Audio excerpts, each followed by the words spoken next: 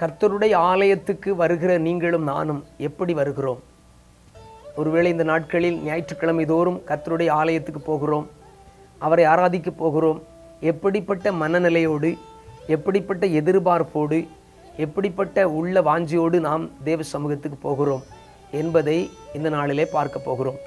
சங்கீதங்களின் புஸ்தகம் 100ஆம் அதிகாரம் 2ஆம் வசனம். மகிழ்ச்சியோடே கர்த்தருக்கு ஆராதனை செய்து ஆனந்த சத்தத்தோடே அவர் சந்நிதி முன் வாருங்கள். ஆண்டவருடைய வார்த்தை சொல்கிறது, நீங்களும் நானும் மகிழ்ச்சியோடே கர்த்தருக்கு ஆராதனை செய்ய வேண்டும். சிலர் கட்டாயத்தினால் ஆராதனைக்கு வருவார்கள். கணவருடைய கட்டாயத்தினாலோ, மனைவியுடைய கட்டாயத்தினாலோ, பெற்றோரோ பிள்ளைகளோட கட்டாயத்தினாலோ சிலர் ஆராதனைக்கு வருவார்கள். ஆனால் தேவன் நம்மிடத்தில் எதிர்பார்க்கிறது, ஆவியானவர் இந்த காலை வேளையில் நம்மிடத்தில் சொல்லுகிற காரியம் என்னவென்றால், மகிழ்ச்சியோடே கர்த்தருக்கு ஆராதனை செய்ய வேண்டும். மகிழ்ச்சியோடே கர்த்தருக்கு ஆராதனை செய்வதற்கு அவருடைய சந்நிதிக்கு வர வேண்டும். அது மாத்திரமல்ல, ஆனந்த சத்தத்தோடு அவர் சந்நிதிக்கு முன் வர வேண்டும். ஆனந்த சத்தமிட்டு மகிழ்ச்சியோடு கம்பீர சத்தத்தோடு ஆர்ப்பரித்து கர்த்தரை ஆராதிக்க வர வேண்டும்.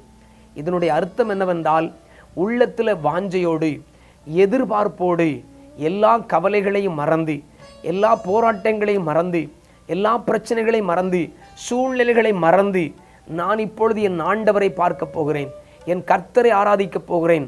அவர் சர்வ வல்லமையுள்ளவர். இந்த பூமியில் இருக்கிற காரியங்கள், என்னுடைய சொந்த வாழ்க்கையில் இருக்கிற பிரச்சனைகள், என்னுடைய சரீரத்தில் இருக்கிற பலவீனங்கள் அதை தடை செய்யாது என்பதை அறிந்தவர்களாக மனமகிழ்ச்சியோடும் உற்சாகத்தோடும் சந்தோஷத்தோடும் கர்த்தரை ஆராதிக்க வர வேண்டும். இப்படிப்பட்ட பிள்ளைகளை தேவன் ஆசீர்வதிப்பார். இப்படிப்பட்ட எதிர்பார்ப்புகளோடு நாம் வரும்பொழுது நிச்சயமாகவே நம்முடைய ஆண்டவர் தம்முடைய வார்த்தையை அனுப்பி நம்மை ஆசீர்வதிப்பார், நம்மை குணமாக்குவார், நம்மை வர்த்திக்க பண்ணுவார். சில நேரங்களில் ஜனங்கள் சபைக்கு வருவார்கள், வந்த வண்ணமாகவே திரும்பி போவார்கள், எந்த ஒரு நன்மையும் பெறாமல் போவார்கள். கொஞ்ச காலத்தில் அவர்களை சோர்ந்து போய் ஆராதனைக்கு வருவதை நிறுத்தி விடுகிறார்கள். ஆராதனைக்கு போய் என்னத்தை கண்டேன், ஒரு நன்மையும் எனக்கு இல்லை, ஆண்டவர் என்னை ஆசீர்வதிக்கவில்லை என்று சொல்லி ஆண்டவர் மேல் பழியை போட்டு கொண்டு வாழ்கிறார்கள்.